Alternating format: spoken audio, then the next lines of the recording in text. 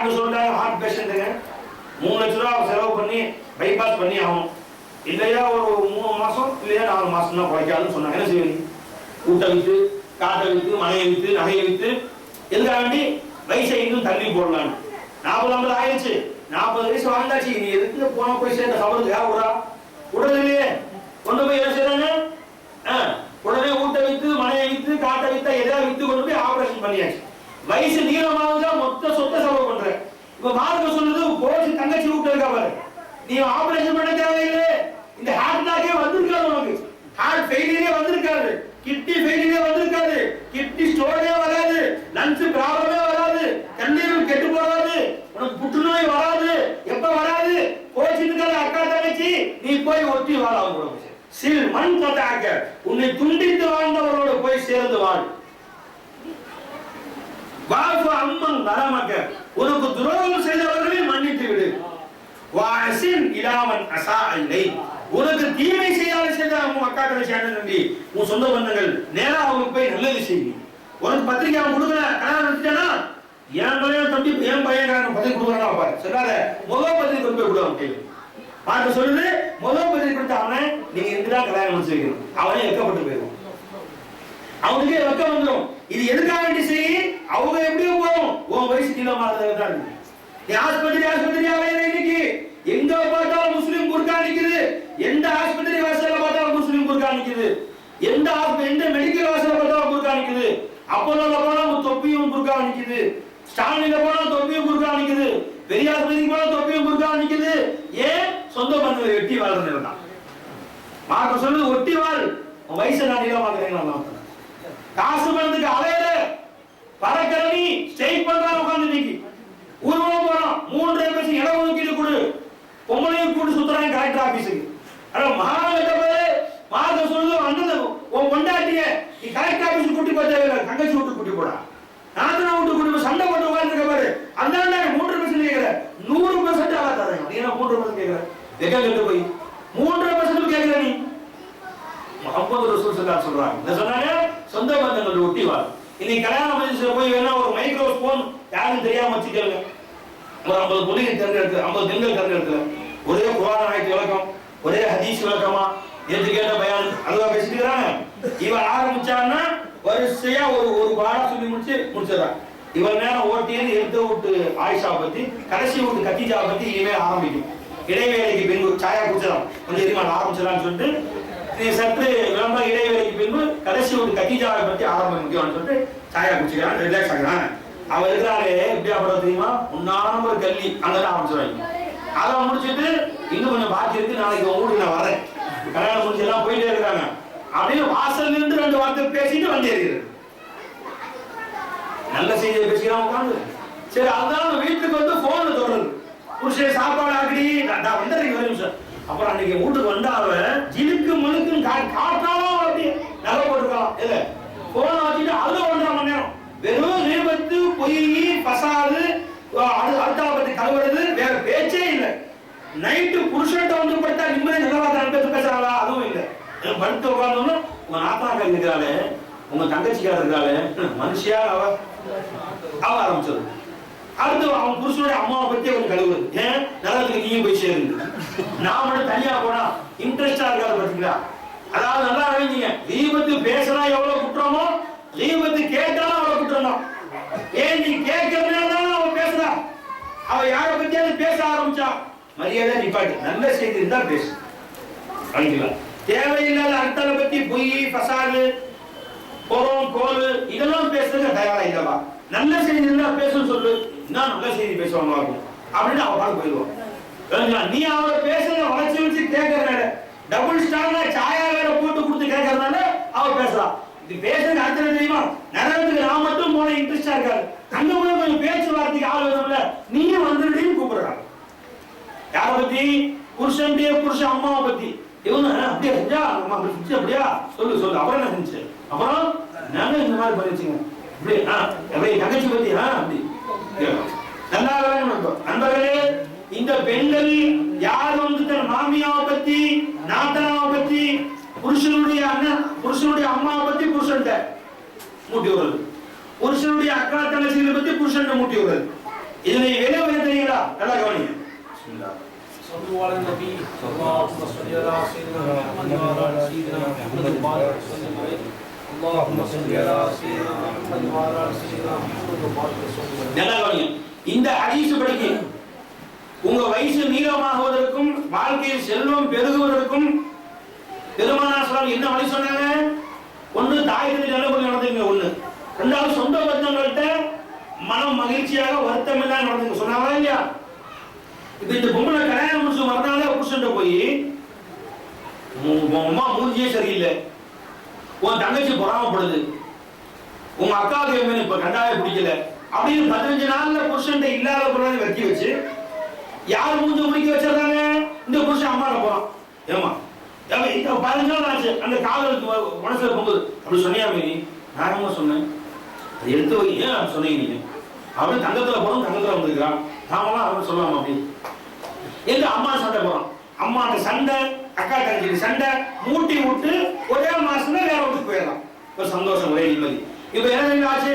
அம்மாட்ட சண்டை ஏற்படுத்தி அக்கா தங்கச்சி உறவு அண்ணனுக்கு உறவு முறித்ததுனால ஏற்பட்ட விளைவு என்ன? இந்த ஹதீஸ் படிக்க அல்பாஷில போயிடுவான். அவன் என்னதான் செஞ்சாலும் கடைசியில பிச்சைதான் எடுக்கணும். கடைசியில கடன் வாங்கினா கல்யாணம் முடிக்கணும்.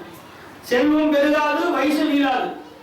அப்ப நீ தாலி எடுத்து போறதுக்கு வழி பண்ற உன் புருஷனை நல்லா வளைங்க. தாய்மார்களே, யாரும் புருஷனோ அம்மா விட்டு பிரித்தீங்களோ, அம்மாவோட சண்டை போட வச்சீங்களோ, அத்தாவோட மோதலை ஏற்படுத்துறீங்களோ, அக்கா தங்கச்சியோட ஊட்டி விட்டீங்களோ, அக்கா தங்கச்சி சண்டை பிரச்சனை ஏற்படுத்த வீட்டுல காவல் வைக்காம விட்டீங்களோ, அக்கா தங்கச்சி மாப்பிள்ளை சாமான் கொண்டு கொடுத்த திரும்ப மூஞ்சிலே வீசு அவன் மூஞ்சில நிக்காதுன்னு சொல்லி தடுத்தீங்களோ, என்ன விளக்கிட்டு உன் புருஷன் சீக்கிரமா ஹார்ட் அட்டாக்லையோ, அது ஏதோ கிட்னி ஃபெயிலியர்லையோ, அதான் ஏதோ ஒரு புற்றுநோயிலையோ கேன்சர்லையோ எதுலயோ சீக்கிரம் போகணும் அப்படின்னு நீ முடிவு பண்ணிட்டேன்னு அர்த்தம். அது ஏதோ ஆக்சிடென்ட், பைக் ஆக்சிடென்ட், கார் ஆக்சிடென்ட்லையோ அல்ப ஆக்சிடென்ட் போகணும் நீ முடிவு பண்ணிட்ட. நான் சொன்னா கோச்சு பண்ணி நான் முகமது ரசூலுல்லாஹ் சொன்னதை சொல்றேன். அதுதான் அவன் சம்பாதித்து கடைசி வரைக்கும் கடன் வாங்கி சாகணும் என்று நீ அது முடிவு செய்து விட்டாய். அதான் புருஷனை விட்டு நீ மாமியா மாமனா பிரிக்கிறது. இது மார்க்க சொல்லி தரக்கூடிய பாடம். மார்க்க என்ன சொல்லுது? மன் சர்ரஹு ஐ யுமத்தலஹு ஃபீ உம்ரிஹி, யார் அவன் வயசு நீளமாக வேண்டும் என்று ஆசைப்பட்டானோ, வ யஸ்தாது ஃபீ ரிஸ்கிஹி, அவன் ரிஸ்கிலே விஸ்தீர்ணம் ஏற்பட வேண்டும் என்று ஆசைப்பட்டானோ, பல் யபுர்ர வாலிதைஹி, அவன் பெற்றோர்களை தாய் தந்தை அவன் நல்ல முறையில் கவனித்துக் கொள்ளட்டும். வ யஸில் ரஹிமஹு, அவன் உறவை அவன் ஆதரித்துக் கொள்ளட்டும். முஸ்னத் அஹ்மதுல இந்த ஹதீஸ் அனஸ் ரலியல்லாஹு அன்ஹு ரிவாயத் முஹம்மது ரசூல் ஸல்லல்லாஹு அலைஹி வஸல்லம். அப்ப என்ன செய்யணும்? உண்மையாக அறிவுள்ள பெண்மணி என்ன செய்யணும்? நீ ஏங்க எவ்வளவு காலம் வாழ்ந்துறாங்க? 60 வயசு ஆச்சு தான் மாமியாக்கு 55 வயசு ஆச்சு, இன்னும் எவ்வளவு காலம் வாழ்ந்து போறாங்க? ஏன் சண்டை போடுறீங்க? புருஷன் சண்டை போட்டாலும் இந்த பெண்மணி என்ன செய்யணும்? அப்படி சண்டை போடாதீங்க, குறுக்கால பாயணும். ஏங்க அறிவு இருக்கா உங்களுக்கு? புருஷன் மேல அன்பு இருந்தால், புருஷன் நீண்ட வயசான ஆசை இருந்தா சண்டை போடாதீங்க. அவங்க அம்மா மாதிரி வீட்டுக்கு வந்தா அந்த மாமனாரை அம்மா மாதிரி கவனிக்கணும். அவங்க சொந்த அக்கா மாதிரி அவங்க மாமனாரை கவனிக்கணும். அந்த அக்கா அக்கா தங்கச்சியோட பேச கவனிக்கணும். அப்படி ஆதரித்தால் கவனக்குறைவாக புருஷன் அவங்க அத்தா சண்டை போட்டா சண்டை போடாதீங்க. வேண்டாம் வேண்டாம், நீ வேணாம், இந்த ஆபத்துல போய் மாட்டாதீங்க. நீ பெரிய கெடுதி இது. புருஷனுக்கு ஒரு உடம்பு சரியில்லை, டாக்டர் கூட்டி போற, ஏன் வயசு நீளமாக ஆசைப்படுறான்? புருஷனுக்கு கண்ணு தெரியலையா? அப்போ அரவிந்து கூட்டி போறீங்களே, போய் வருஷம் நிக்கிற மெடிக்கலுக்கு போ ஓடுற நீ. இப்ப புருஷனுக்கு ஆபத்துல பாதுகாக்கிறீங்க, இந்த ஆபத்து வந்துருச்சு. என்ன ஆபத்து? புருஷன் அத்தனை அப்பாவோட சண்டை போடுறான். அவர் வாயை தவிர ஒரு வார்த்தை சொல்லிட்டாரு, முடிஞ்சிருச்சு. நல்லா இருப்பேடா நீ அப்படின்னு சொல்லிட்டாங்க. அதுக்கு பின்னாடி அவன் முதலமைச்சர் ஆனாலும் சரி, பிரதமர் ஆனாலும் நல்லா இருக்க மாட்டான், அழிஞ்சுதான் போவான் அப்படின்னு அர்த்தம். அவன் அப்பன்ட்ட பதுவாகாம உருட்டதே கிடையாது, அம்மாட்ட பதுவாகாம உருட்டதே கிடையாது. அப்ப தாய் தந்தை மனம் வருத்தப்படும்படி அவன் பேசினால் அவன் கொடி கட்டி பறந்தாலும் கேவலப்பட்டு போய் சாவான் அர்த்தம்.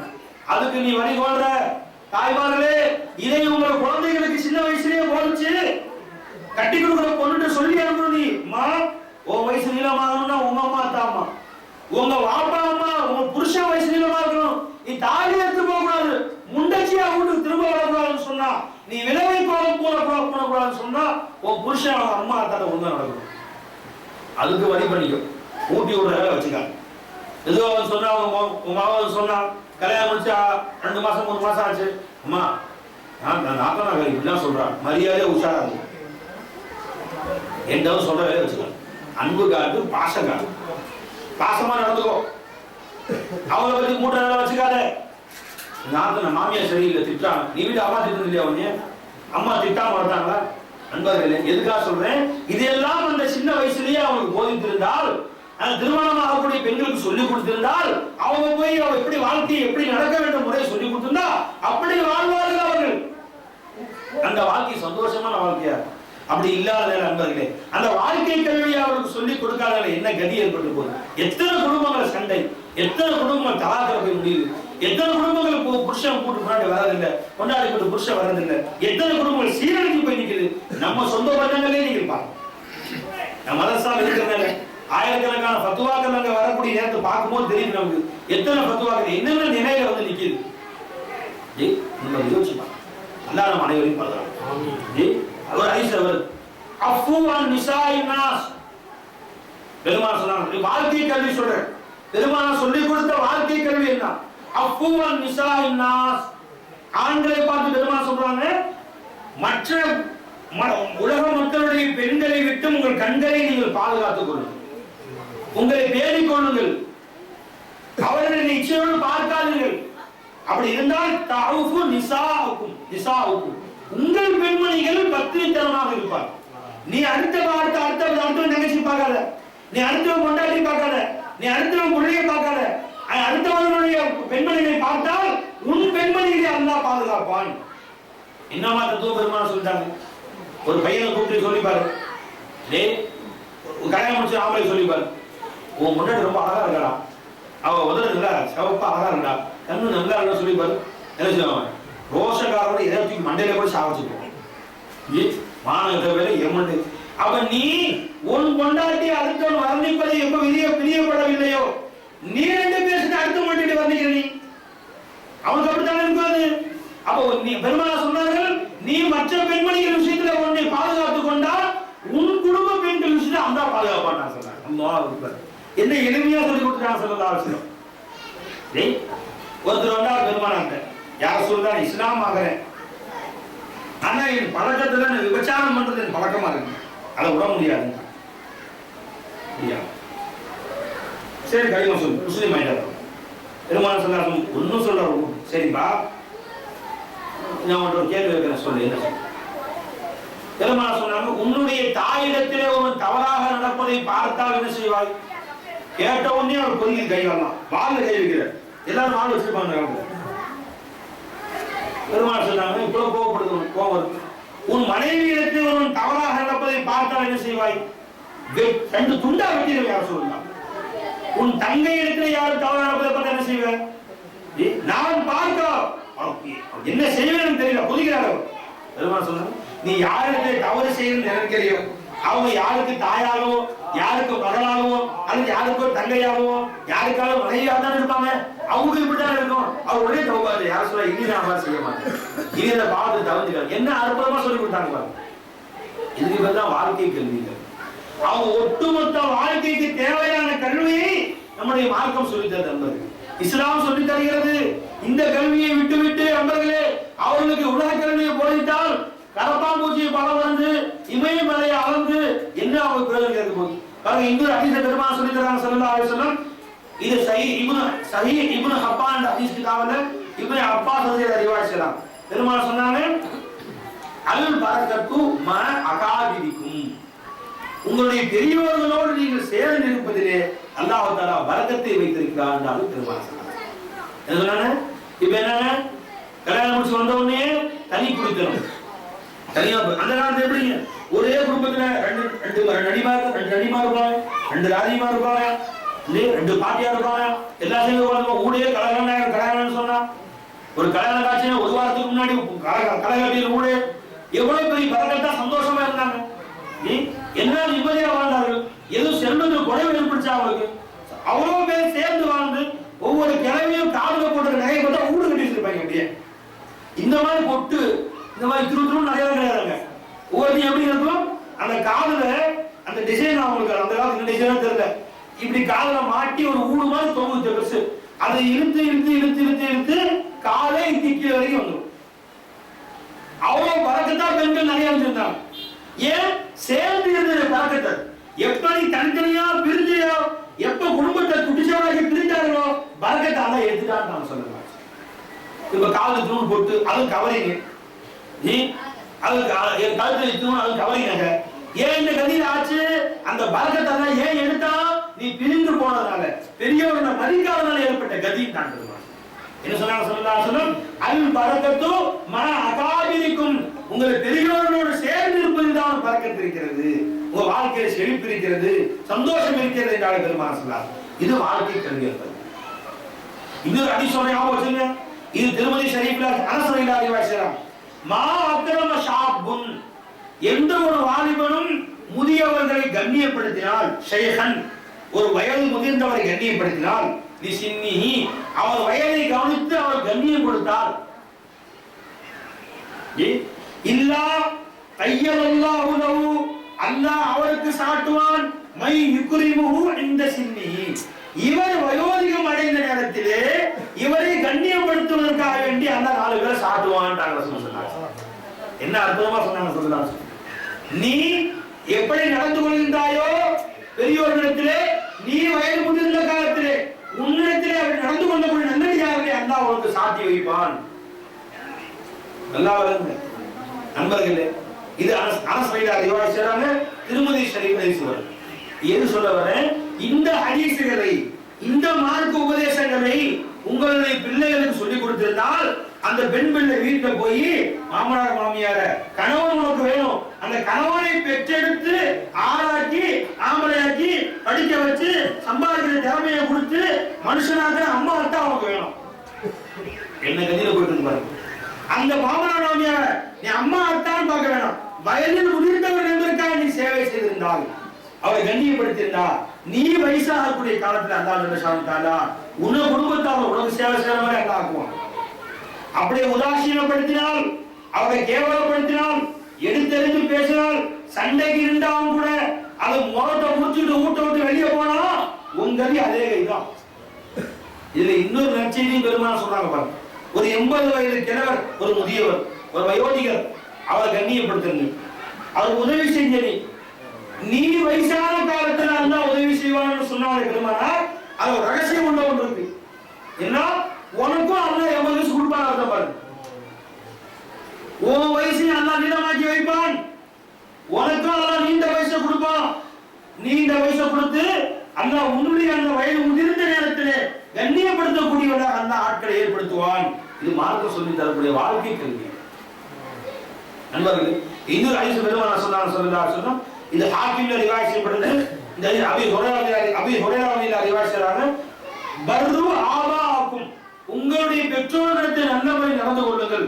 தபருக்கும் அபுனாவுக்கும், உங்களுடைய பிள்ளைகள் உங்களுக்கு நல்ல முறையில் நடந்து கொள்வார்கள். நீ எப்படி உங்க அப்பா அம்மா நடந்துக்கிறியோ, நீ எப்படி உன் பெற்றோர்களை மதிக்க கத்துக்கிட்டியோ, எப்படி அவனை கண்ணியப்படுத்தினாயோ, உன் புள்ள அதே மாதிரி நாளைக்கு கொண்டு நடப்பான். இன்னைக்கு அவனை கண்ணியப்படுத்தாவிட்டால், மதிக்கும் முறையில் மதிக்காவிட்டால், அவளிடத்திலே நல்ல முறையில் நடந்து கொள்ளாவிட்டால், நிச்சயமாக நீ பின்னாடி வருத்தப்படுறவனாகவும் உன் பையன் அதை விட 2 மடங்கு உன் அவமரியாதை செய்வான். நண்பர்களே, இது வாழ்க்கை கல்வி. இதே உன் குழந்தைகளுக்கு கற்றுக் கொடு, உன் பெற்றோர்களுக்கு, உன்னுடைய பெண் பிள்ளைகளை கற்றுக் கொடு, உன் ஆண் பிள்ளைகளை கற்றுக் கொடு. நீ கவலை இல்லாம இருக்கிறாங்க. நண்பர்கள், இதை விட்டுவிட்டு வெறும் உலக கல்வியை மட்டும் கற்றுக் கொடுத்து விட்டால் அவளை கொண்டு அவள் பெருசாக நினைக்கிற, தாயை மதிக்கிறது இல்லை, தகப்பனை மதிக்கிறது இல்லை, யாரையும் மதிக்காத ஜென்மங்களாக இந்த பிள்ளைகள் உருவாக்கிக்கலாம். அது வேற டிவி காட்டுறான். வீட்டுல டிவி வாங்கினா பெரிய டிவி வேற, சின்ன டிவி எல்லாம் தூக்கி இத்தனை பெருசு பிளாட் டிவி செவத்தோட சோறா வச்சு 5 மைக்கு இங்க இருந்தா அது காதுக்குள்ள இறங்கி கண்ணுக்குள்ள அப்படியே போகணுமா. அந்த இறை ஞான செய்திகள் என்னடா போட்டிருக்கான், எப்படி கொலை செய்வது, கொள்ளையடிப்பது எப்படி, கடத்துவது எப்படி, கற்பழிப்பது எப்படி, எல்லாம் அதான் டிவி தோன்றா. காலேஜ் பிள்ளைங்க சேர்ந்து பாப்பா எப்படி கிண்டல் பண்றாங்க. டே பெருசு வருதுடா, டே வரான் வரா, டே அப்பா வரேன் அப்படின்னு பேசுறது. அப்ப டே அப்பா காசு கொடுறான். இது சினிமா காட்டுறாங்க இந்த மாதிரிலாம். அப்ப நான் கேள்வி பண்ற மாதிரி அது இதே மோகத்துல வந்த உடனே இவனும் வீட்டுல அப்படியே பேசுறான். சின்ன வயசுல பேசுறாங்க, அது பெருமையா அப்பா என்னடா அப்பா இதே பையன் அதே மாதிரி வசனம் பேசுறான் பாருங்க. அது பெருமையா பேசுகிறான், பெருசாகி உழைக்கிறான் அதே மாதிரியா. பெண்கள் நிலைமை அந்த டிவியை பார்த்து கெட்டு போட்டு குட்டிச்சோரா போன கதைகள். ஒரு பெண்கள் முஸ்லீம் ஹாஸ்டல்ல காலி பண்ணாங்க. பெயிண்ட் ஸ்கூல் லீவ் விட்டு அனுப்பிச்சு விட்டுருந்தேன். பார்த்தா குரான் வசனம் ஹதீஸ் வசனம் நிகழ்ச்சியாக பாருங்க. எங்க பார்த்தாலும் புத்தகத்துக்குள்ள எழுதும் வலோ பிஸ்டி எங்க பார்த்தாலும் செவுத்துல எழுதி போட்டுருக்காங்க பாருங்க. அதே மாதிரி இன்சான் மசா காலி பண்ணா, அதாவது பெண்கள் பள்ளிக்கூடம் பிஎஸ்சி பிகாம் படிக்கிற பள்ளிக்கூடம் தங்குற ஹாஸ்டல் இருக்கும், முஸ்லீம் பெண்களுக்கான ஹாஸ்டல். நான் சொல்றது இது ஒரு மாசம் இருக்கும். ஒரு மாசம் கூட வெள்ளை அடிக்கிறதுக்காண்டி அதை காலி பண்ணுவேன். சாமான் எடுத்து இருந்தா எங்க பார்த்தாலும் சினிமா நடிகர்களுடைய கட்டிங்ஸ் ஒட்டி வச்சிருக்காங்க சோதனை. அப்புறம் ஐ லவ் யூ ரவிக்குமார் முஸ்லிம் பெண்கள் படிக்கிற ஹாஸ்டல். எங்க பார்த்தாலும் கட்டிங்ஸ் பேனா எழுதி வச்சிருக்கு. எங்க பார்த்தாலும் சோத்துல இதை உடனடியா அப்படியே வச்சுட்டு ஓடுறாங்க ஒரு நிர்வாகி. இல்ல இதுவாக சொல்றாங்க, இப்படி படித்து கெட்டு போறதுக்கான பாருங்க. நம்ம ஹாஸ்டல் வச்சிருக்கோம், இந்த ஹாஸ்டல் இதோட மூடிடுவோம்னு சொல்லி 10-15 வருஷமா அந்த ஹாஸ்டல்ல ஒரு மாசம் மூடிட்டாங்க. இப்பதான் பாத்துருக்காங்க. ஏன் அந்த குழந்தைங்க தன் பெண் குழந்தைங்க முஸ்லிம் பிள்ளைங்க படிக்கிறாங்க. நீ எங்க பார்த்தாலும் சவுத்துல I love you Kalaiselvan, I love you Ravikumar. எங்க பார்த்தாலும் அவங்க இஷ்ட நடிகர்களுடைய கட்டிங்ஸ் படம் கலர் படம் ஒட்டப்படுது. படுக்கையை உட்பட அவங்க பெட்டுக்கு அவங்க கட்டலாம் ஒட்டப்பட்டிருக்கு. உடனே காலி பண்ண அந்த குழந்தைங்க சொல்லி தப்பே இல்லை. வளர்த்த அப்பா தான் உதவிக்கணும் கூடாது. எப்படி வளர்த்தாங்க நடக்குது, எவ்வளவு கொடுமையாக நடக்குது. அதோட ஓடி போயிறாங்க. அவங்களோட போய் இஸ்லாமிய மதத்தை விட்டு மாறி கோவில்ல போய் தாலி கட்டாங்க.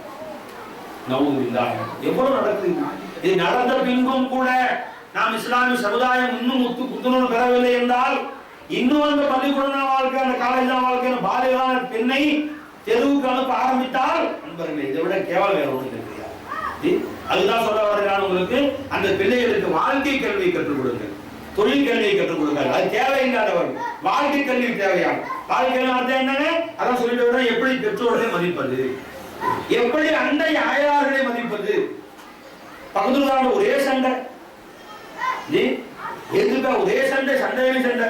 என்னன்னு கேட்டாய், இங்க குப்பைக்கு அங்க போட்டாங்க, அவங்க தண்ணி இங்க வந்துச்சு, என் பையன் அங்க போய் சட்டி கொட்டி விட்டான், ஒரே சண்டை பக்கத்துருக்காங்க. பெருமாள் ஸல்லல்லாஹு அலைஹி வஸல்லம் அபூதாவுத் ஹதீஸ் வருது, இப்னு உமர் ரிவாயத் செய்றாங்க, மாதால ஜுபைர் யூசினி பில் ஜாரி. ஹஜ்ரத் ஜுபைர் அலைஹிஸ்ஸலாம் அவர்கள் பக்கத்து வீட்டுக்காரர் நல்ல முறையில் நடந்து கொள்வதை பற்றி என்னிடத்தில் சொல்லிக்கொண்டே இருந்தார்கள். எந்த அளவு சொன்னார்கள் என்றால், ஹத்தா வரந்து அன்னஹு ஸயுவர்ரிஸுஹு, நான் எண்ணிக்கொண்டேன் பெருமானார் ஸல்லல்லாஹு அலைஹி வஸல்லம் பக்கத்து வீட்டுக்காரர்களுக்கு சொத்திலே பங்கு கொடுங்கள் என்று சொல்லி விடுவார்களோ என்னும் அளவுக்கு நான் எண்ணினேன். ஸல்லல்லாஹு அலைஹி வஸல்லம் அந்த அளவுக்கு பக்கத்து வீட்டுக்காரரை கண்ணியப்படுத்துவது. இன்னும் பெருமானார் சொன்னார் ஸல்லல்லாஹு அலைஹி வஸல்லம் அவர்கள், யார் அல்லாஹ்வை கொண்டும் யௌமுல் ஆகிரத்தை கொண்டு ஈமான் கொண்டார்களோ அவர்கள் மீது கட்டாய கடமை பக்கத்து வீட்டுக்காரரை கண்ணியப்படுத்துவது. இன்னும் பெருமாள் சொன்னாங்க ஸல்லல்லாஹு அலைஹி வஸல்லம், அல்லாஹ்வை கண்ணியப்படுத்துவதிலிருந்து உண்டானதாக இருக்கும் தன் பக்கத்து வீட்டுக்காரரை கண்ணியப்படுத்துவது.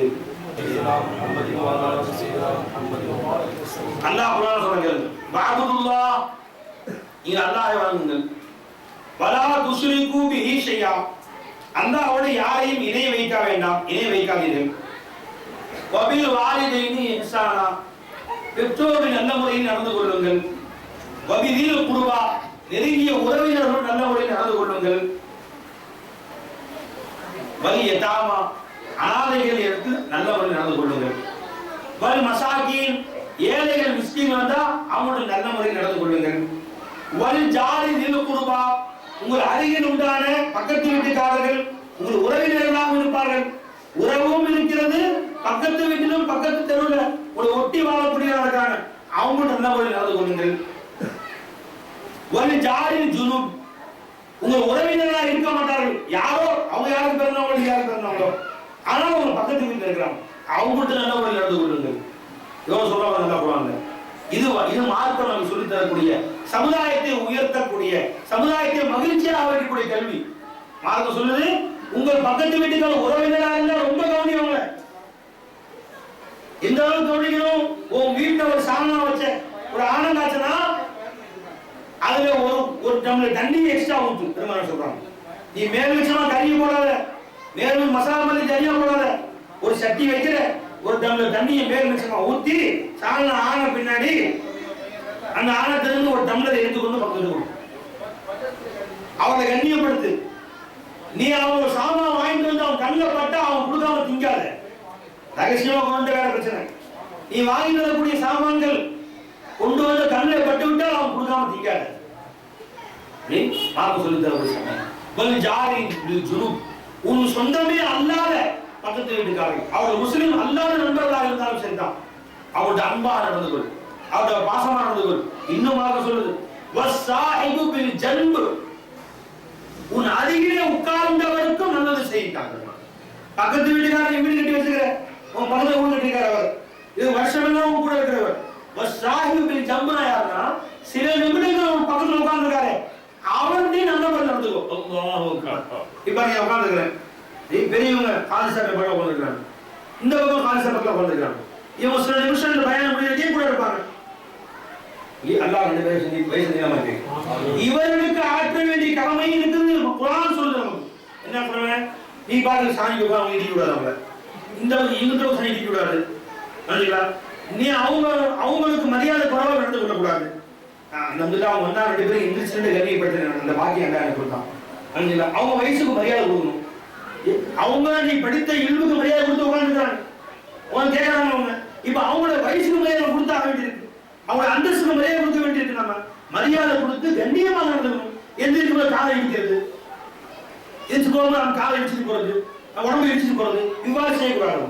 பெருமானா சொன்னாங்க சொல்லலாம், ஜும்மாவுக்கு போறீங்க பள்ளிவாசல் முன்னாடி சபை இடம் இருக்கு, அதுக்காக வேண்டி நீ பின்னாடி போனவன் எடுத்து எந்திரிச்சுக்கிட்டு அவங்க தோலை இடி, இவன் தோலை இடி, இவன் காலை மிதி மிதிச்சுட்டு நேராக கூட உட்காந்துருவான், சவால் கிடைக்கும். மார்க்கம் சொல்றது அப்படி யார் வந்து பிறரை தோலை தாண்டி சென்றார்களோ அவன் இடிக்க தேவையில்லை, அவன் தோலை தாண்டி போனா மனசு வருத்தப்படுமா இல்லையா? அப்படி தாண்டி போனால் கூட நீ ஜும்மா தொழுது நன்மை வீணா போயிருந்தாரு சொன்னான். அல்லாஹ் அக்பர்.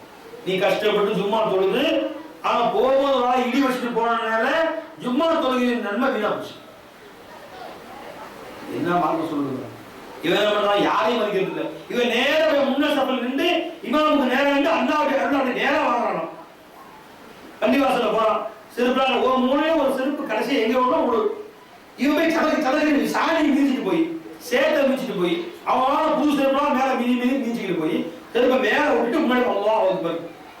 உன் தொழுகால ஏத்துக்க மாட்டேன்டான், உன் ஜும்மாவே ஏத்துக்க மாட்டேன்டான், இடிச்சுட்டு போறது. பஸ்ல போய் உட்காரீங்க, ரெண்டு பேர் சீட்டு, இவர் முதல்ல போய் கம்ஃபர்டபுளா அழகா உட்காந்துட்டாங்க ஜாலியா, முக்கால் சீட்டு ஆச்சு. நீ வாங்க இருபது டிக்கெட் அவன் வாங்கிருக்கான், அவன் வந்தா என்னமோ இவன் வீட்டு தின்னு அவன் வந்து எல்லாம் கேட்ட மாதிரி, சார் உட்காரலாமா, உட்காந்து போ, இவன் வீட்டு தின்னு அவங்க கேட்கிற மாதிரி, நீயே உட்காந்து ஓசியில் 20 ரூபா நீ கொடுத்த 20 ரூபா அவன் கொடுத்துருக்கான், ரெண்டு பேருக்கும் சரி பாதி கொடுக்கணும். உடனே வாங்க என்ற முகமலர்ச்சியோட வரவேற்று நல்லா நோந்து உட்காந்து, அது சில பேர் பேக் எடுத்து வச்சுக்கிறான், அது எடுங்க சார், சும்மா சார் சார் பேக் எடுத்து நல்லா வாங்க, சும்மா இருங்க. இவன் வீட்டுல நான் போய் இடம் கேட்ட மாதிரி இறங்குற வரைக்கும் 1 மணி நேரத்துல. அப்ப இவன் சாஹிபு ஜம்னா மார்க்க என்ன சொல்றது, உன் பக்கத்திலே கொஞ்ச நேரம் உட்கார்ந்துருக்காரு அவனுக்கும் மரியாதை செலுத்த ரொம்ப கடமை என்று மார்க்கம். இவங்க அப்படியே ஜனாவட்டா உட்கார்ந்துட்டு அவனை தளர்றது, வண்டி நிற்கும் போது இப்படி தளர்றது, அவன் சீரை ஊத்தான்,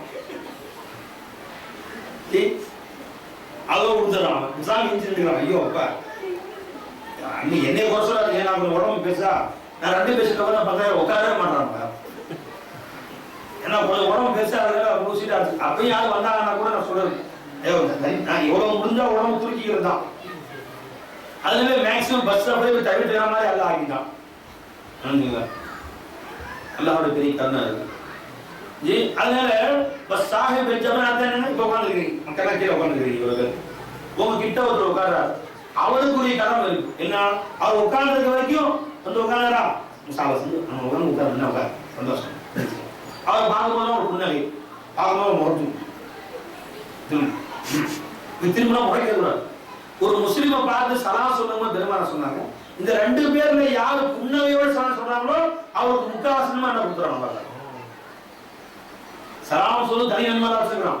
அந்த 2 பேர்ல யார் வந்து சலாம் சொல்லி பதில் சொல்லக்கூடிய புன்னகையோட சந்தோஷமா சலாம் பத்தி போன மாதிரி சொன்னாங்க இல்லையா, ஸலாம் அலைக்கும் வரஹ்மத்துல்லாஹி வபரகாத்துஹு, வலைக்கும் ஸலாம் என்ன குறைஞ்சு போகுது, வலைக்கும் ஸலாம் வரஹ்மத்துல்லாஹி வபரகாத்துஹு, மகிழ்ச்சியோட சொல்லுங்க ஸலாம் அலைக்கும் இஸ்லாம் ஒரு பிடிக்காது ஸலாம் அலைக்கும் என்ன இவர் அவர் பிடிக்கல அவர் பிடிக்கலங்க பெருமாள் சொன்னா புன்னகையோட ஸலாம் சொல்லுங்க. பஸ் சாஹிப் ஜம்ரு அர்த்தம் என்னங்க, இப்ப கிட்ட உட்கார்ந்து ஒரு ஆற்றக்கூடிய கடமைகள் என்ன நிறைய இருக்குது. உட்கார்ந்துக்கிறீங்க, கால் வலிக்குது, காலத்து நீட்டுறது, அவர் இடுப்புல போய் இடிக்குது. சில பேர் கையை முடிச்சு அவர் விழாவை பட்டவங்க அவர் துடுறாரு அப்படியே. சில விழாவில் கைப்பட்ட சில பேர் பொறுக்காது, அவர் அவருக்கு துடுறாரு. சில பேர் கொட்டாய் அவருக்கு மிஸ்டான விட்டவொன்னு அவனுக்கு அறுபது ரெண்டு செய்யுது. திரும்பி அச்சு அவர் மேலே தும்புறது. சில பேர் அவர் எரிச்சு போட அவர் அறுபதுக்கு சரி செய்யக்கூடாது. அதுல சாப்பிட பந்தியில உட்காருங்க, பக்கத்துல உட்காந்துருக்காங்க, அவருக்கு கடமை இருக்கு. சில பேர் ஒண்ணுல கறி கறி எடுப்பா, இந்த கறி விடாப்பா அவர் இங்க ரெண்டு வை, அவர் துண்டு வை, அவருக்கு சாப்பிட சொல்லி இது கூப்பிடுறது. அவர் அவமதிச்ச மாதிரி இருக்கு, கேவலப்படுத்த மாதிரி செய்யக்கூடாது. அருகில் உள்ளவர்களை கண்ணியப்படுத்துறது.